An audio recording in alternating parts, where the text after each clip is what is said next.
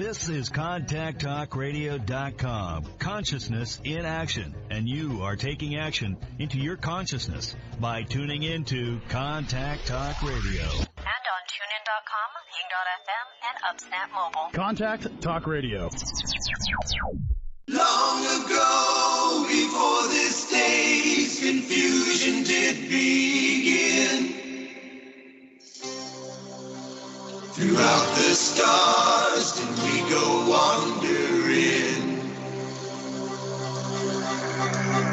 Distance was no barrier, and time it had no hope. Free to come and free to go. Free to come and free to go. Open up the book. Hello, everyone, and welcome to Karmic Evolution's Astrologically Speaking. I'm your host, SHERI Horn Hasan of Karmic Evolution Astrology, and I'm coming to you on October 14th, 2021 from Contact Talk Radio. Just a quick reminder that the show aims to bring you the truth about astrology and your soul's karmic evolution. So I'm my own guest today, and that's in part because, well, you know, every once in a while I feel like I have a lot to say, and I just can't get it all in when I have a guest. So because this week we have we've had two major stations direct, and there are two more to come, as well as next week's Aries Full Moon. I thought I would take up all the time by getting into some of the nitty-gritty about what is the potential meaning of this stuff. But first, my usual housekeeping stuff, which is that you can listen to Karmic Evolution's Astrologically Speaking anytime by simply going to my website, karmicevolution.com, and clicking on the banner labeled Radio Show. From there, you can scroll down the page and hear the most recent show. You can listen to it live, or you can listen to the recording. And you can also search the archive listing of past recorded shows, just in case you've missed any, or you might want to re-listen to one again. Separately, I'd be happy if you'd follow me on my Facebook page, which is Karmic Evolution for Your Soul, where you can sign up for my Conversations About Consciousness newsletter as well. And I'd just like to remind everybody one more time, I spoke about this last week and the week before, but that the Princeton Astrological Society, which is known as ASP, is conducting its annual membership drive for only $35 per year. And that means if you become a member and you pay the $35, you're then able to attend all of their Zoom webinars, which they hold from October through June.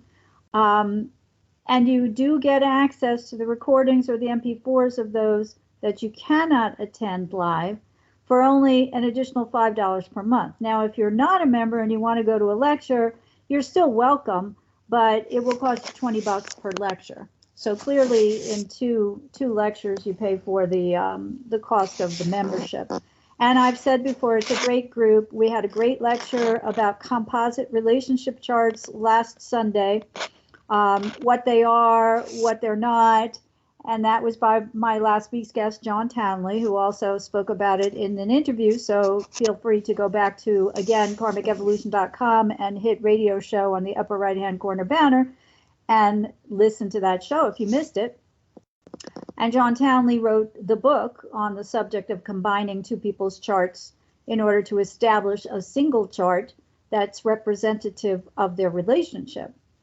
Also, ASP, and I mentioned this last week too, will have future webinars which include Robert Hand. If you're not familiar with Rob Hand, he's an astrological treasure, in my opinion. And Bruce Schofield, who's been on the show numerous times, always has insightful information to discuss astrologically. And David Hamblin, who has written books on harmonics, which is an interesting kind of niche in the astrological world. So I highly recommend that you check out ASP at aspnj.org. And also, I will reiterate from last week that they are now taking signups for their Beginning Astrology Part 1 virtual class, which starts on October 19th. Now, that class is led by a gal named Debbie DeStefano, and she is a joy to work with, so very well steeped in astrology, and I highly, highly recommend it. So I believe the price is $150 for an 8-week class, and that's pretty much a bargain. There's a lot of other astrological organizations now that charge a lot more for the beginning classes. So I do recommend it, not just because I know the players, but also because it is cost effective. So for those who just want to begin their astrological studies by learning about the planets and the signs and the houses, you can't go wrong with this. So again, for more information and or to join and or to sign on to the class, just go to aspnj.org. All right, and finally, I'm offering still my 1-hour discounted Karmic Evolution Natal Insight reading for listeners for only $99. This is a 1-hour reading, and it gets to the heart of your chart. We talk about what is your soul's true mission and purpose in this lifetime. We look at your evolutionary history. We can focus it on relationships, career, finances, health. One of the things that I do, because I have a background in archetypal, psychological, and evolutionary astrology, is interpret the chart from a number of angles. And the purpose of that really, especially when we're talking about evolutionary astrology, is to help understand what are the patterns of behavior, and in psychological jargon, things like defense mechanisms that we have, or our soul has established, or well, basically our ego has established, right?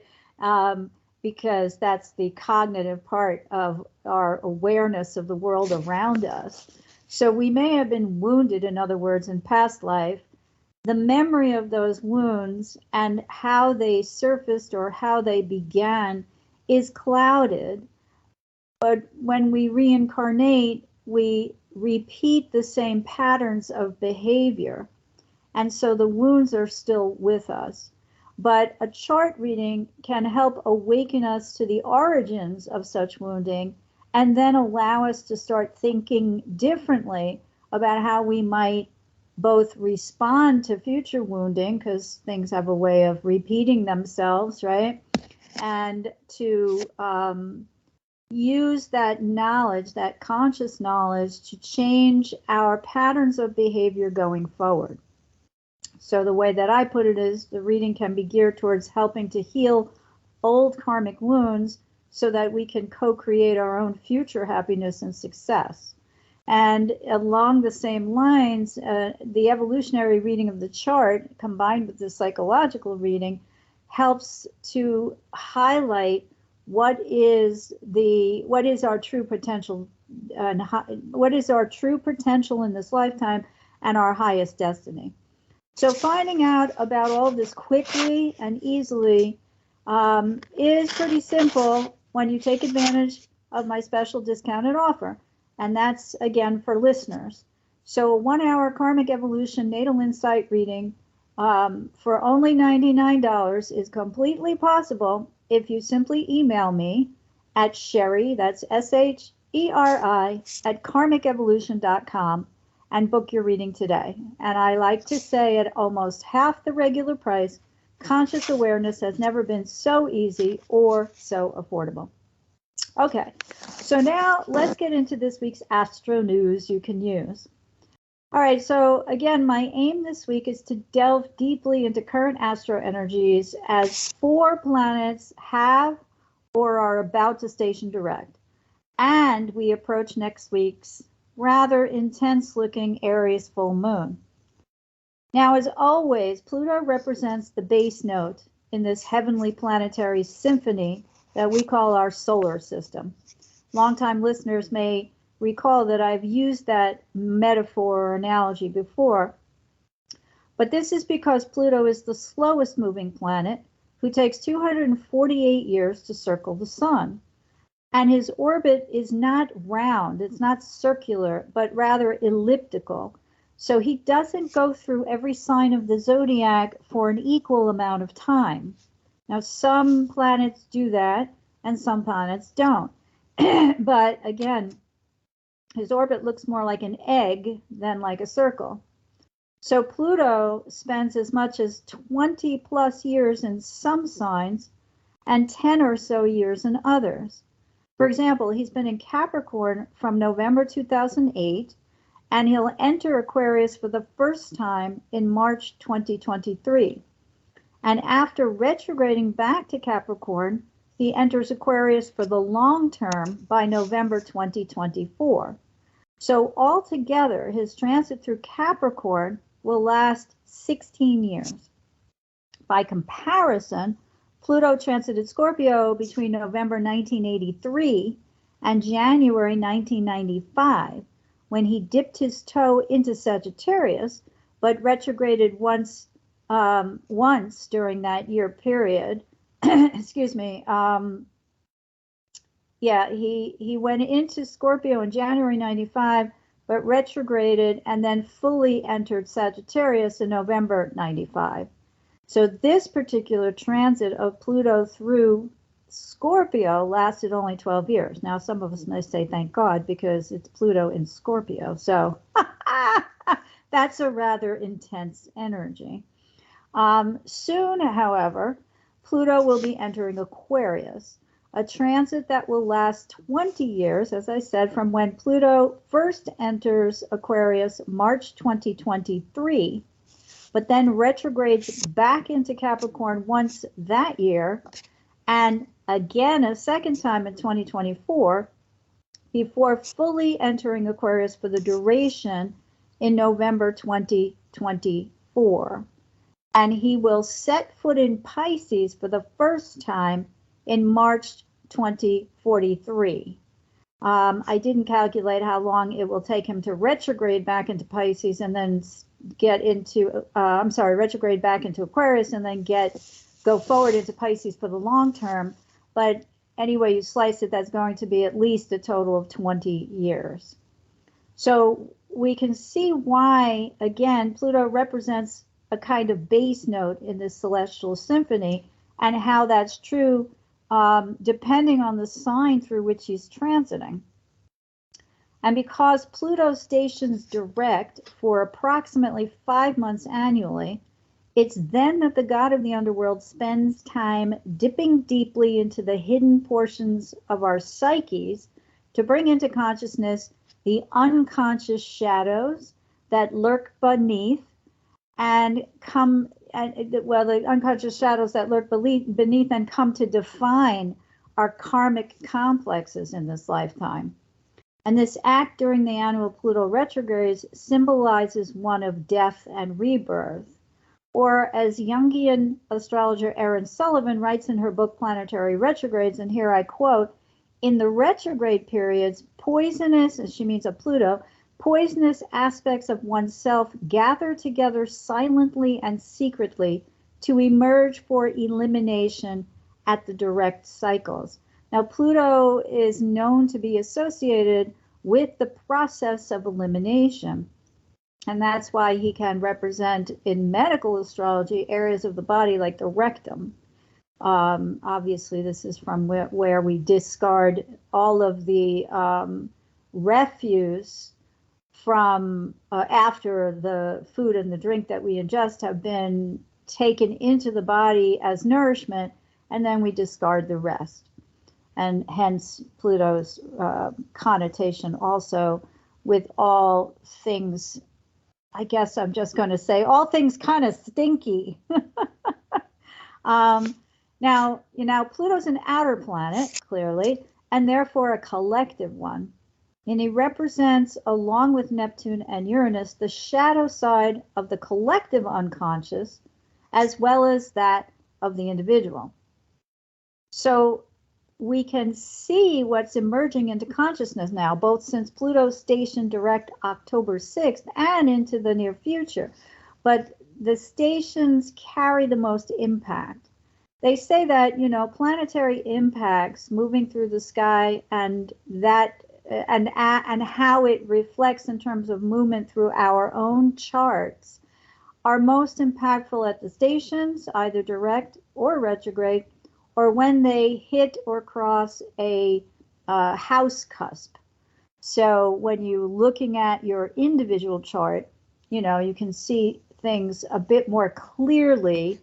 I mean, we can always see things more clearly, I think, astrologically in hindsight, but we might see it more clearly a little earlier as the planet is actually hitting the cusp. And of course, there's many, many different house systems, and I'm not going to get into that discussion, but when you find the one, if you're studying astrology or practicing astrology, when you find the one that works best for you, you'll know it, you know, because you'll see it, and then you stick with that. There are different house systems that are used for different techniques that work better for like horary and stuff like that. But again, I'm going to avoid going down that rabbit hole right now. So as I mentioned, it's at Pluto's station just before, because especially Pluto, because he moves so slowly, the planets stop at a certain degree, right? And the whole retrograde, as I've mentioned before, is really an optical illusion. So it's akin to saying you have two cars on a highway in adjacent lanes going the same speed, or two trains. If you're sitting on the train or in the car and you look out your window to see another train or another car, it's going exactly the same speed as you. You both appear to be stationary. So no planets are actually literally stationary at a retrograde, or during the retrograde period, but they appear to be stationary, and during the retrograde period, they appear to be moving backward. And of course, so much of what we understand about astrology came to us through the ancients who watched the sky.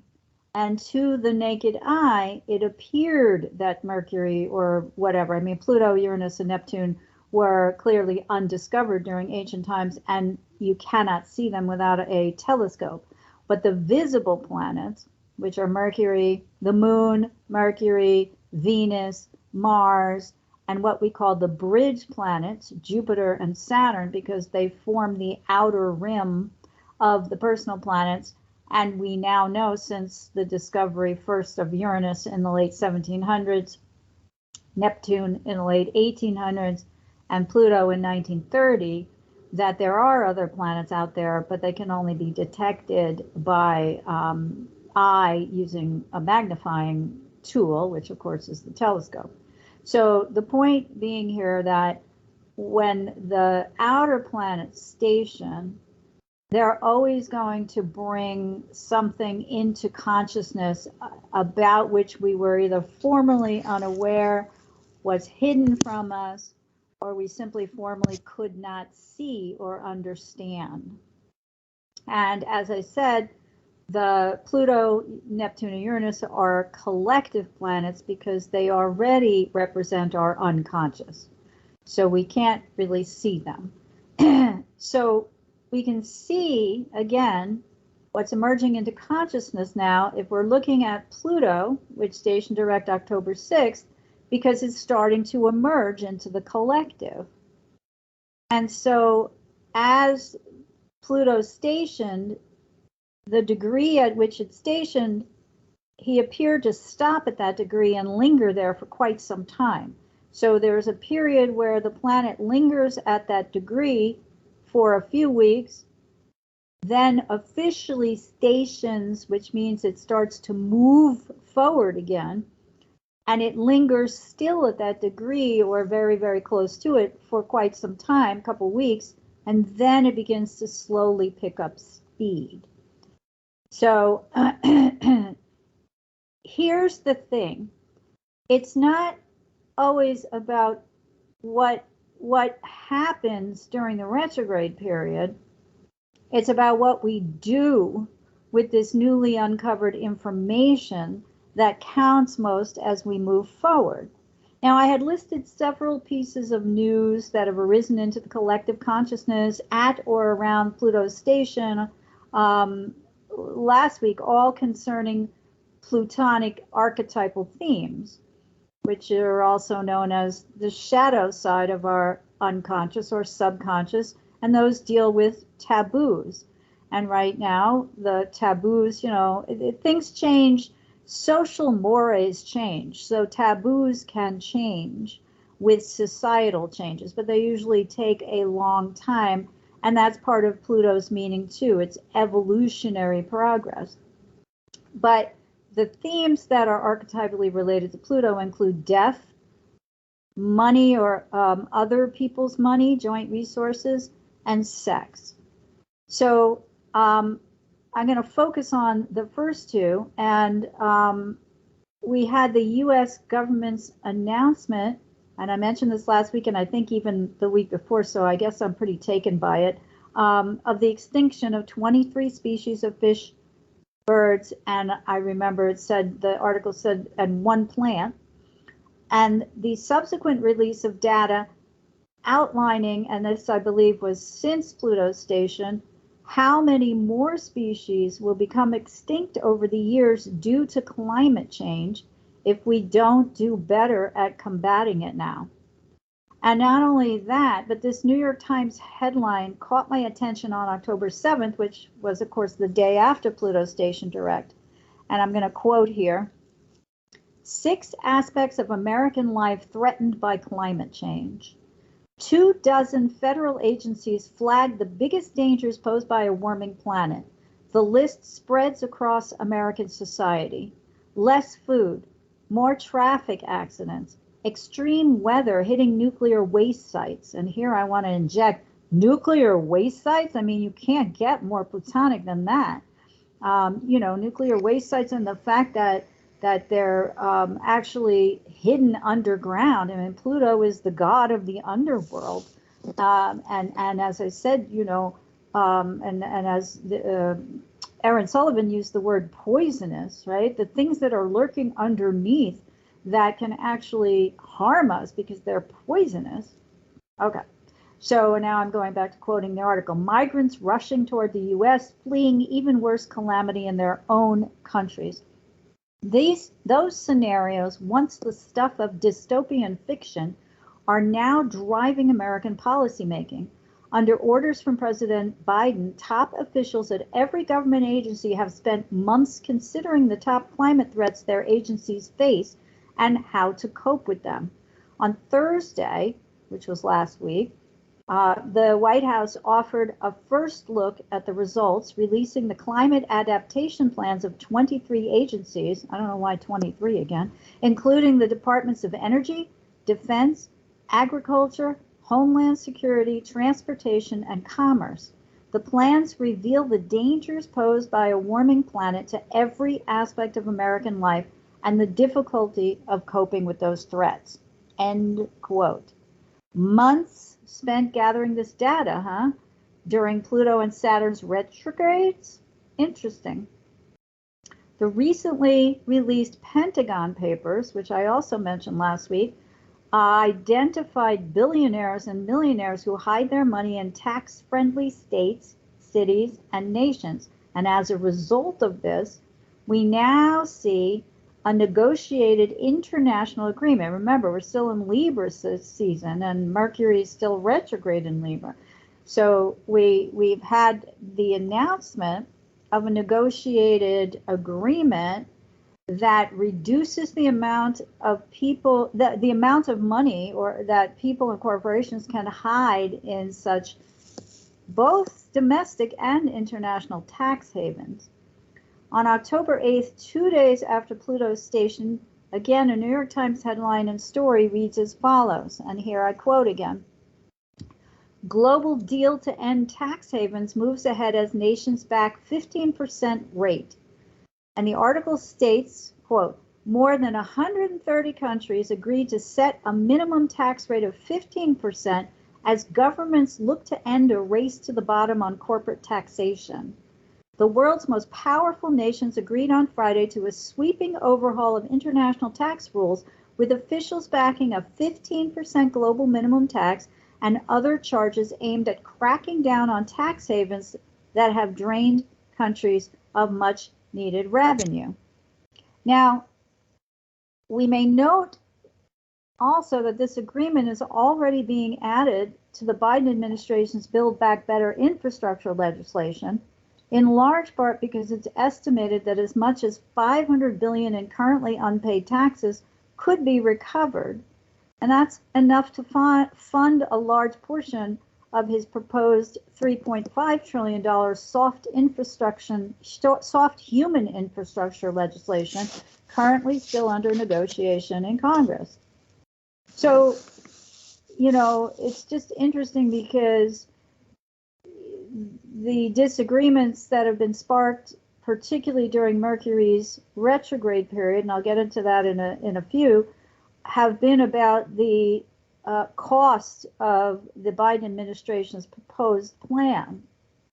And that's I've said this before, so I'm sorry if I bore anyone by reiterating it, but this is to fund things like childcare, universal pre-K, the ability of Medicare to negotiate lower drug prices for seniors, childcare and elder care, paid family leave, more so than they have now. The U.S. is really at the bottom of the chain in terms of nations throughout industrialized, modernized Western nations, in terms of how much they how much money they allot for people to make their lives easier so that they can more productively work. And that, of course, results in greater revenues, which keeps the economy humming. So, given that this tax haven agreement is so global, it's very likely that it expands, and there's a Jupiter word, right? Expands the ability of all these nations to recover monies that have been hidden. Now we go back to Pluto. So we know we've had Saturn stationed direct now on October 10th. And as he begins to slowly gather speed, and bear in mind he's much faster than Pluto, since Saturn takes only about 2.5 years to go through a sign and 29.5 years to make a complete circuit around the sun, we'll begin to see how anything that's not considered a vital part of our future begins to fade away. For example, any previous work on a long-term project that's proven itself unworkable or unrealistic during Saturn's retrograde period, and bear in mind, Saturn is an earthy planet. He rules Capricorn. He does rule Uranus traditionally, but I prefer to use Capricorn because it's an earth sign and it has so much of a stronger connotation, I feel, with Saturn in general. But Saturn began his most recent retrograde period on May 23rd at 13 degrees and 31 minutes of Aquarius, and ended it on October 10th at 6 degrees and 53 minutes Aquarius. So anything that was unworkable is not going to happen, all right, at least in its original form. However, if we've been working on a project during this retrograde period that is founded in workable, manifestable reality, then it can now become complete. Excuse me. But during Saturn's retrograde period, often we're forced to let go of people and or circumstances that we previously thought instrumental to our overall sense of security. So relationships, jobs, or careers, material things like houses, cars, etc., can all fall away as our inner psyches grapple with integrating new knowledge about what provides us true inner security, rather than relying on the supposition that our empirically oriented ego makes that what we have or what we own symbolizes internal security or true internal security. The end result of Saturn's retrograde period is, and here I'm going to quote again, greater personal security and healthier personal values, as Aaron Sullivan puts it. Now, Saturn represents foundational structure. So structures in our lives we deemed to be safe and secure may begin to erode during this retrograde period. And again, often this can be seen both on a collective and a personal level. If someone or something disappears or disappeared during a Saturn retrograde, and or Saturn's transit to a planet or sensitive chart point, it's usually best to let it go. I always say that Saturn takes away that which is no longer instrumental in our future growth, and I mean growth in consciousness. And in doing so, it opens up space for someone, something new to come in. However, the period of loss can cause a lot of pain. Often we've come to rely on our relationships, whether it's a significant other or a friend or another relative or a parent. We come to rely on the security that our job provides for us. And these become a large part of our ego identity. So if this happens, it tells us we're more than simply our relationships or career, or defined solely by our material possessions, and that we need now to rely more fully on our own resources in order to establish true inner security moving forward. And that comes not from our assumption, as I said, of what the material world brings us, because the material world is our outer trappings. We can have all the money in the world and still feel like the most insecure little child afraid of abandonment, right? They don't necessarily have anything to do with each other. And if we assume that they do, we're taking a less mature view of the situation. Saturn's about maturity, and part of that maturity is about coming to terms with what really makes us feel secure. So just as Pluto is connected to money and joint resources, or other people's money through entities such as banks and the financial markets, Saturn's connected to business, in part because it's through structured business practices that we gain success and establish a reputation, hopefully positive, out in the world. And that can often become simultaneous with accruing wealth. Again, so that's where some of the confusion with Saturn can come in, right? If I'm successful, the success is defined by the external trappings of wealth, because money isn't going to make you successful if it's sitting in your safety deposit box and not doing anything, right? So you buy something with the money, and then everybody says, oh, he's so rich, look at him, and then they superficially assume things about you just because you have the money. Now, they may be right that you're excellent at business, but it doesn't say anything about your inner emotions, right? So the best example of this out in the collective now, and since Saturn's station direct, is the release of the news just yesterday, I believe, that up to 4.3% of the American workforce have left their jobs permanently and won't be going back to their previous employers. Now, some of this is pandemic related, to be sure, but regardless, the timing is interesting. I checked, and since the current U.S. population is around 333 million, let's just do some rough math, right? We figure that 10% of that is approximately 33 million, right? And roughly half of that, or 5%, is 16.5 million. So to get to 4.3%, let's just say roughly 12 to 14 million people won't be returning to their old jobs now. And here's a recent headline highlighting where the recent Pluto and Saturn stations converge. As it was announced on October 11th, which is the day after Saturn station, that the Biden administration wants to attempt to collect those previously unpaid business and personal taxes. That's what we mentioned with this global agreement of the 15% minimum corporate tax. Whether these monies were earned or inherited, the Biden administration wants to attempt to collect these through the forced disclosure of hidden assets by banks. And here again, I quote, a recent newspaper article, Biden's proposal to empower IRS rattles banks and their customers. When the Biden administration looked for ways to pay for the president's expansive, and I'm quoting here, expansive social policy bill, it proposed raising revenue by cracking down on $7 trillion in unpaid taxes, mostly from wealthy Americans and businesses.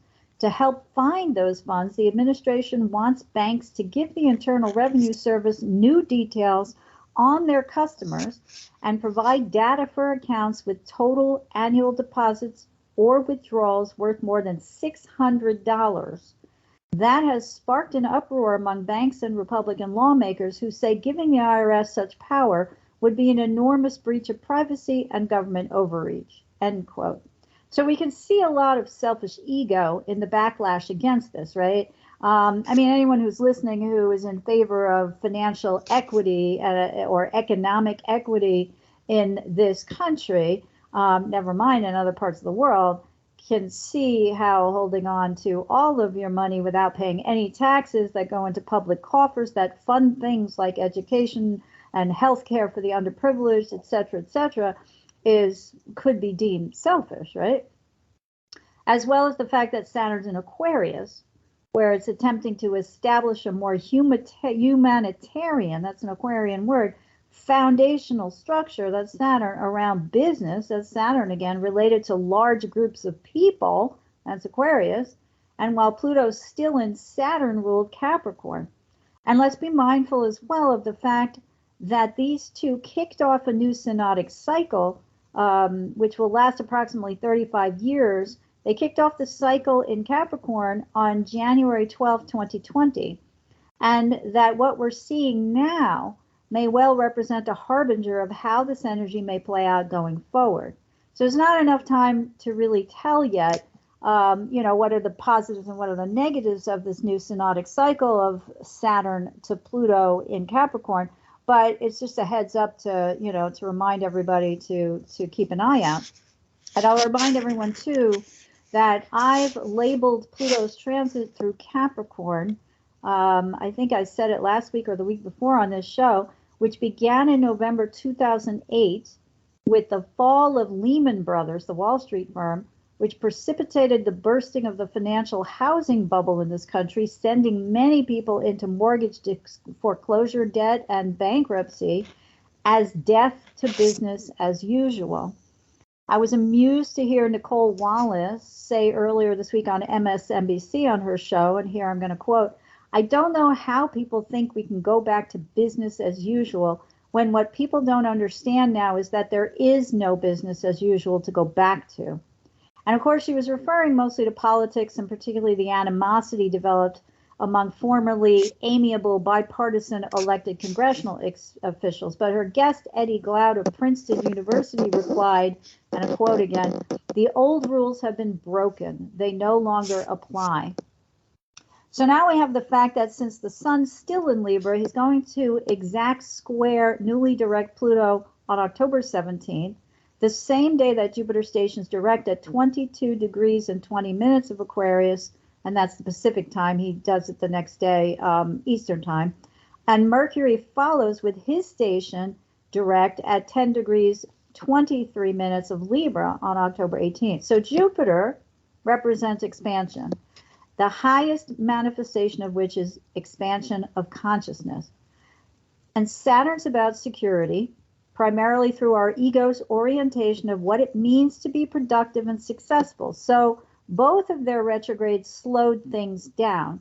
Saturn to ensure that we're focusing exactly on what we really need to feel secure by eliminating outside distractions. Hence, that's the disappearance of people or circumstances or material possessions. And Jupiter to curb any inflationary tendencies toward pie-in-the-sky, unrealistic thinking that assumes the success of our future plans and expectations. Now, Jupiter's been retrograde since its station June 20th at 2 degrees and 11 minutes of Pisces, and the King of the Gods moved back into Aquarius on July 28th. And this has manifested in slowdowns because Jupiter's associated with growth in general.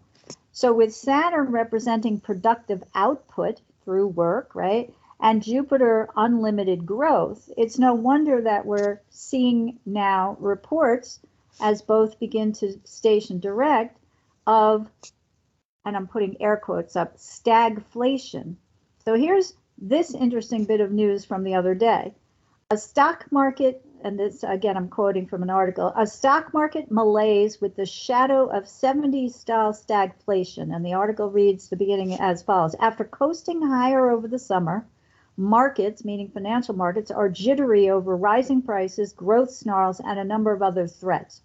Even so, the managing director of the IMF, the International Monetary Fund, brushed off any talk of stagflation in an interview on Tuesday, saying that the world was experiencing a stop-and-go recovery, and that even if the United States was losing some of its considerable momentum, other areas, including Europe, were gaining it. We are not seeing the world economy stagnating, the IMF person said. We are seeing it not moving in sync across the globe. And the chief U.S. economist at Mizuho Securities USA said the breakneck growth of the first half of the year, meaning 2021, was never going to be sustainable. Expectations have gotten out of line with reality, he said. Okay, so how mightily Jupiterian, huh? So Jupiter's retrograde period has curtailed such unrealistic expectations, which is coming to light now. So the market was expanding at breakneck speed, and then it began to contract. And further, the article states, and again I quote, but any sense of disappointment, despite numbers that are objectively good, may weigh on the market over the next few weeks as major corporations begin to report their financial results for the third quarter, end quote. So now we become mindful of Mercury's station direct on October 17th or 18th, depending on your time zone. And since September 26th, when Mercury stationed retrograde at 25 minutes and 28 degrees Libra, through its impending station at 10 degrees 23 minutes of Libra, so we moved back from 25-28 to 10-23, we know there's been many discussions behind the scenes involving a whole host of issues on the collective level, and we can extrapolate from that some of these things may have happened behind the scenes in our personal lives as well. And as we approach Mercury's station, we see how transportation and local business, both mercurial archetypal themes, have slowed drastically due to backups and logjams in delivery of goods. So it's interesting again to note that as we get close to Mercury's actual station this coming weekend, President Biden announced the other day that certain American ports will remain open 24/7 to expedite the arrival, unloading, and movement of cargo into, onto, and out of ports for distribution to points of sale throughout the nation. Now, some of you may recall I mentioned this last week, the backup of cargo ships outside of the port of Los Angeles and Long Beach, and how there's not enough workers to unload the ships and to dock and unload the ships, and not enough truckers to move the cargo. So here's what the rest of this article said, quote, President Biden announced Wednesday that the Port of Los Angeles will operate around the clock, and major companies including Walmart, UPS, and FedEx would expand their working hours as his administration struggles to relieve growing backlogs in the global supply chains that deliver critical goods to the United States. Product shortages have frustrated American consumers and businesses and contributed to inflation. So now we go back to the article about stagflation and whether or not that's true or not, and whether or not, if it is, it's temporary or long-term. And we know also, just as an aside, that the U.S. Postal Service has also already warned of a slowdown in mail delivery, especially as we head into the holiday period. So as Mercury joins the other three planets in forward motion soon, it's a pretty sure bet that things will get moving again in all of these areas. But of course, it remains to be seen how quickly. And I would include, all these areas include not only transportation and work, etc., but legislatively as well.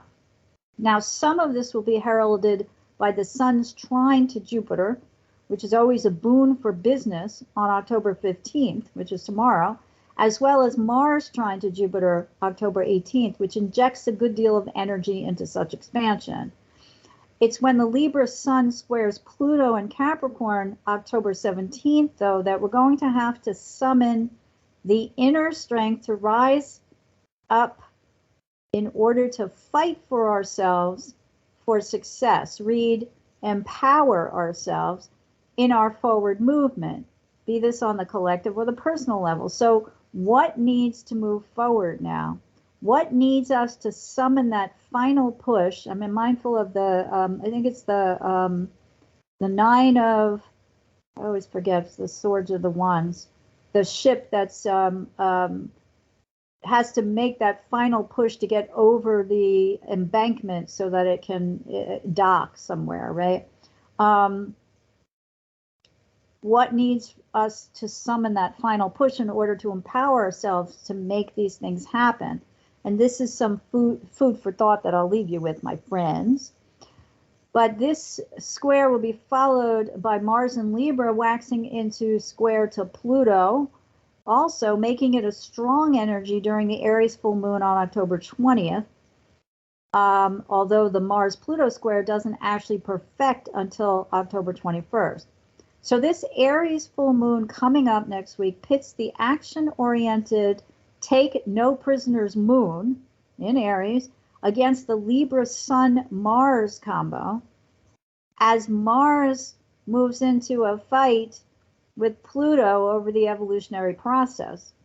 So the Aries moon asks the Libra Sun and Mars to drop its opposition to indecision, to favoring negotiation and compromise over fighting for its true beliefs, and encourages them to stand up for these things instead in order to move in tandem with all this stationing direct energy right now. Now, the Mars-Pluto square can either blow up in our face by allowing us to back down rather than to back down and acquiesce, right, to those who we deem more powerful, or it can task us to release our sense of disempowerment, which may be coming about because of the Libran energy of indecision, which can be based on a fear of choosing the wrong path, or, oh my God, I can't decide, or what should I do, and what if I do that and it turns out to be wrong, and the stress related to that, or the habitual need to always go along to get along just to make sure that you keep the peace. Now, on a collective level, this lunation can result in transformation for the masses, though not necessarily without first having to engage in vehement struggles and arguments about who's right and who's wrong. Now, I don't think it's a far stretch to say you don't have to look very far to see this stuff having been going on for a long time now in the collective. But a particular opposition is to be expected now, although it's a good reminder that tenacity may win the day. Because Pluto always says change or be changed, and Mars wants what it wants now, which is what makes that square energy so potentially explosive. So that which we may have held onto for too long, and that's no longer working for us, agreements that were made in the future, Libra style, collectively and or individually, now needs major change. And the Aries moon calls on the Libra Sun Mars to hurry up and make the necessary changes, or Pluto will do it for them, since both luminaries are just past their individual squares to Pluto too. And remember, Pluto again is the evolutionary process. So evolutionary change often occurs with a big bang, as we know from our scientific studies. The catalyst is often resistance to change, which over time builds to such a point that something's got to blow. Will we see the filibuster eliminated in the U.S. Congress?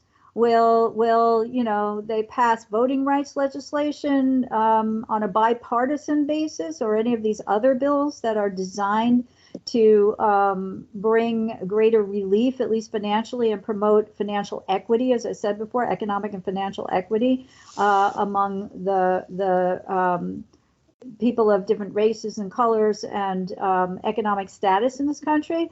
Or will all-out war occur between the GOP and the Democrats? I mean, it's possible, but one thing's for sure, which is that anyone unwilling to fight will probably simply get run over and left for dead.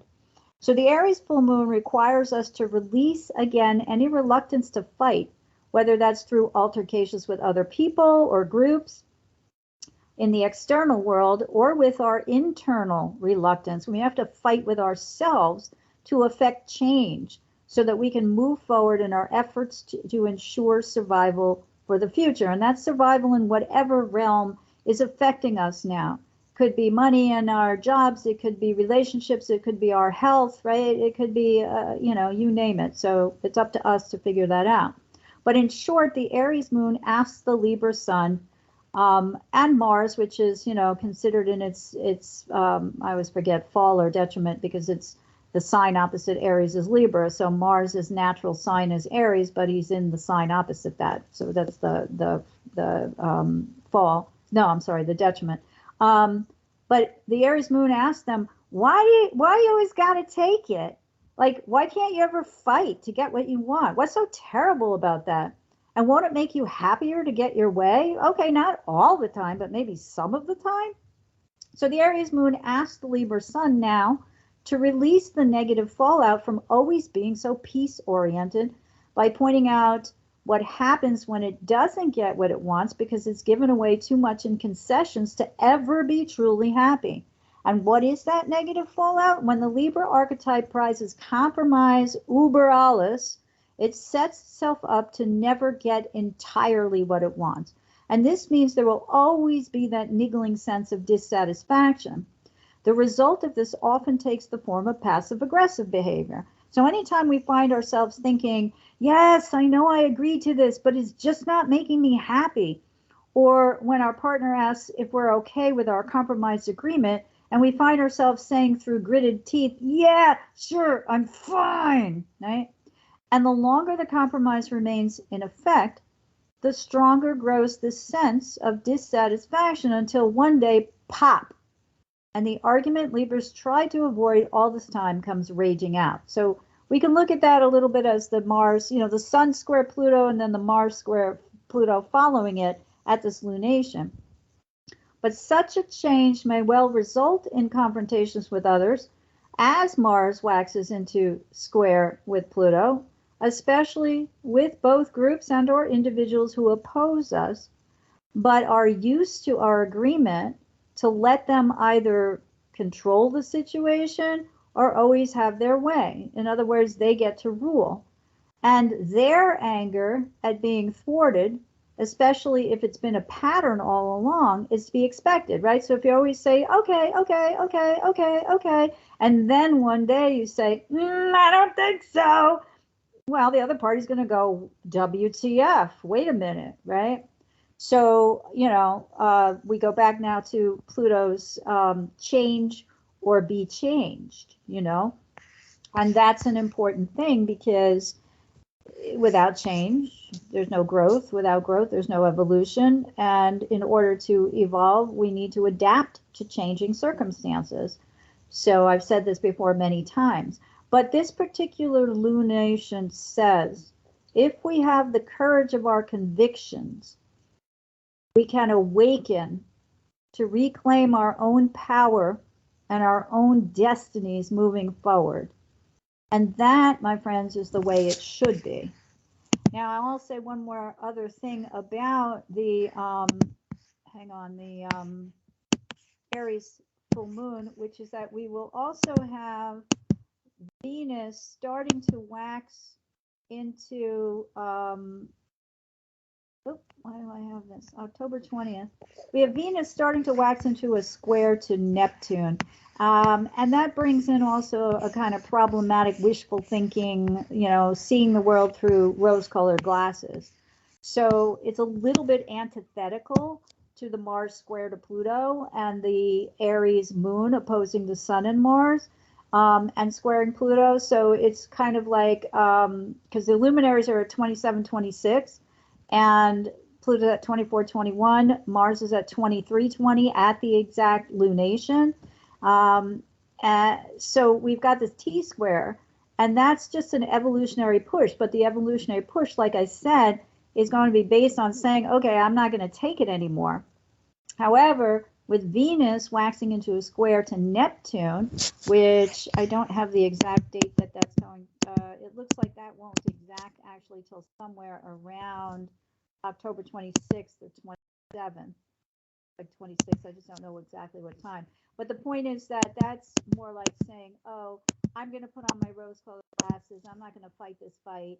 You know, so there is an energy here at this lunation that says we really need to cut through that and to think realistically.